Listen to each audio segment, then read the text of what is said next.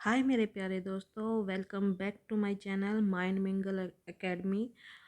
आप सभी का मेरे इस चैनल पे बहुत बहुत स्वागत है। हम इस चैनल पे जीके जीएस से रिलेटेड टॉपिक को कवर कर रहे हैं, जिसमें हमने सबसे पहला जो टॉपिक लिया है वो पॉलिटी के कॉन्स्टिट्यूशन के सोर्सेज को लिया है कि किस देश से हमने उनको उठाया है विथ ट्रिक्स। मेरी ट्रिक्स ऐसे नहीं है कि आपको एक वर्ड से याद करा दो, फिर जब आप दिमाग पेपर में बैठो दिमाग लगाओ तो आप को रिलेट ही नहीं कर पाते, क्योंकि हम भूल जाते हैं उन ट्रिक्स को मेरे एक बार आपको रिवाइज ज़रूर करना पड़ेगा। लेकिन आपसे मैं वादा करती हूँ, अगर आप एक बार रिवाइज कर लेते हो ना तो आप कभी भी नहीं भूलोगे। आप किसी लेवल का कोई भी इस टॉपिक से रिलेटेड क्वेश्चन अटैम्प्ट कर सकते हैं, आपका सोल्व हो जाएगा। क्योंकि इसमें मैंने अच्छे खासे क्वेश्चन लिए हैं जो प्रीवियस ईयर में आए हैं। क्वेश्चन नहीं लिए मतलब वहाँ से ये डाटा है। और 25 तक हमने पिछली वीडियो में कर लिए थे। अगर आपने अब तक वो वीडियो नहीं देखी तो पहले जाके वो वीडियो देखो, फिर आप यहाँ आके आगे सोल्व करो, क्योंकि बेसिक जो ट्रिक्स कैसे करेंगे हम वो हमने पहली वीडियो में की है।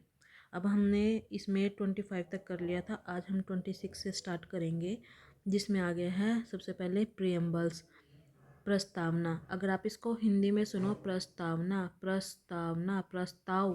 देखो, अगर आप प्रस्ताव करो, प्रस्ताव का मतलब ऑफर किसी चीज़ का।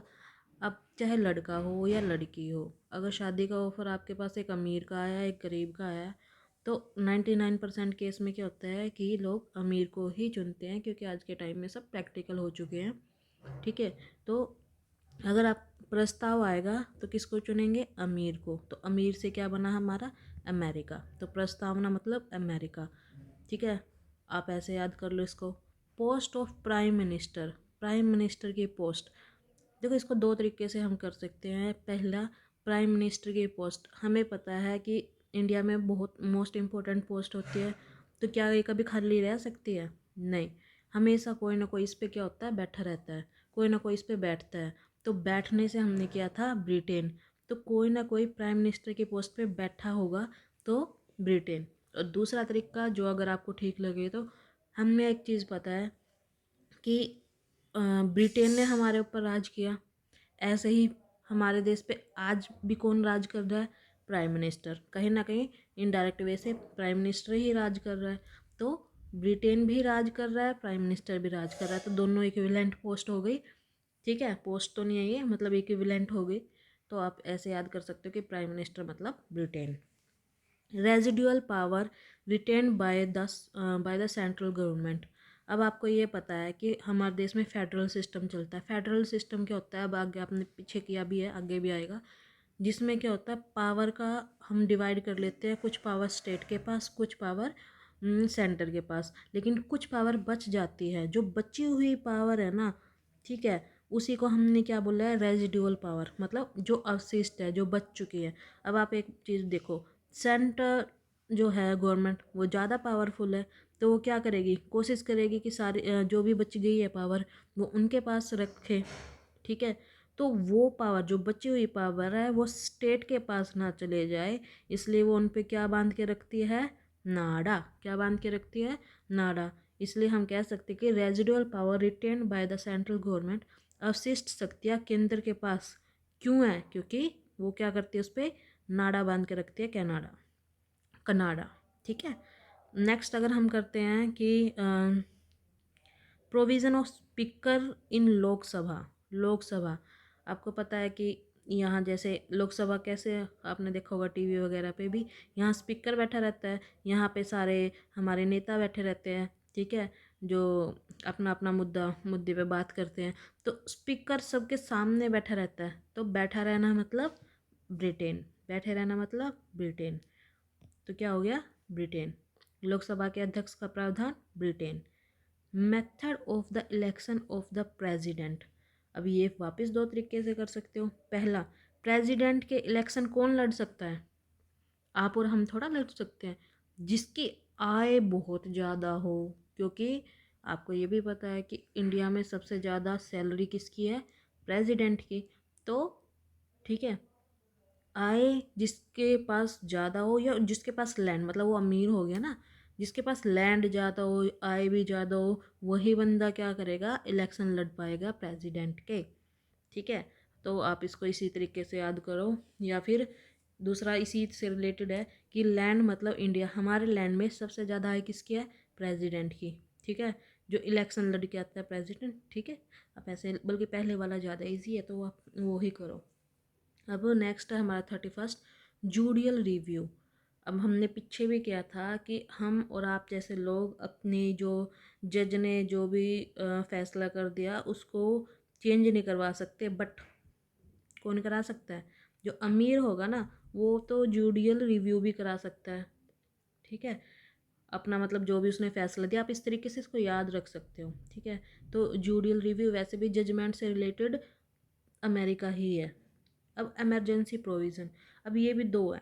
अगर इमरजेंसी प्रोविज़न याद रखना कि हमने इमरजेंसी जब लगती है, ठीक है, आपको पता है कहीं भी अगर इमरजेंसी लगती है वहाँ राष्ट्रपति शासन लागू हो जाता है। तो वो 35 से क्या याद किया था हमने, all state and UT, all state and UT, total मिला के 35, ठीक है। ये हमने याद करने के लिए कर लिया था। तो ऑल स्टेट एंड यूटी, हमें पता है जब भी इमरजेंसी लगती है वो 35 के 35 यूटी प्लस स्टेट दोनों में लगती है। तो इमरजेंसी प्रोविज़न। अब नेक्स्ट देखो आप, द फेडरल स्कीम, स्कीम। अब ये मैंने ना साथ में इसलिए लिया ताकि कन्फ्यूज़न ना होए। The federal scheme and the federal system with strong centre. अब फेडरल स्कीम, क्या नाम लिख रहे हैं, जो फेडरल स्कीम है हमारी, सॉरी मेरा फ़ोन आ गया था। तो हम कहाँ थे, the federal scheme and the federal system, ठीक है, साथ में लिया ताकि कन्फ्यूज़न ना रहे।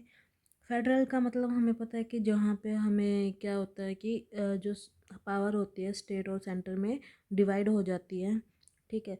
तो फेडरल स्कीम कहाँ लगेगी, आपको पता है कि ऐसा थोड़ा कि कोई भी स्टेट ऐसी है कि जो जिसमें फेडरल स्कीम नहीं है, जहाँ पे सिर्फ स्टेट की चलती हो और सेंटर की चलती ही ना हो। तो ऐसा कोई भी स्टेट या ऐसी कोई भी यूटी नहीं है। तो जो हमारी फेडरल स्कीम है ना, ठीक है, या जहाँ पावर डिवाइड हुई है, कोई एक सिंगल स्टेट और यूटी नहीं है, तो कहाँ लगी है, जो 35 के 35 यूटी और स्टेट में लगी है, ठीक है। तो फेडरल स्कीम कहाँ लगी है, वो सारी जगह पे है। और federal system with strong centre. अब ये फेडरल सिस्टम लिया कहाँ से हमने पावर डिवाइड करने का, कनाडा से। कैसे, हमने ऊपर भी जैसे यहाँ किया था, ये पावर से रिलेटेड हमारा एक तो 1935 ही है और एक कनाडा है।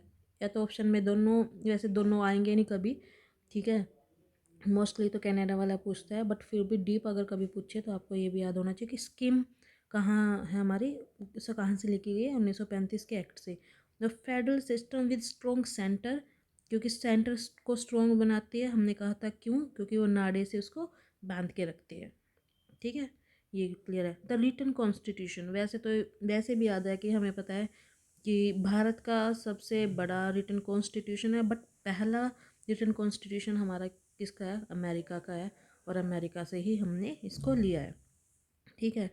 और या फिर आप इसको वही दोबारा फिर ट्रिक से कर सकते हो कि अमीर, ठीक है, अमेरिका मतलब अमीर। जो कॉन्स्टिट्यूशन लिखा था, हम जैसे लोगों ने थोड़ा लिखा था, जो अमीर बंदे थे हमारे इंडिया के, अमीर इन द सेंस की जो पावरफुल थे, ठीक है, तो उन्होंने लिखा था written constitution America. The concept of public account committee Britain, ठीक है।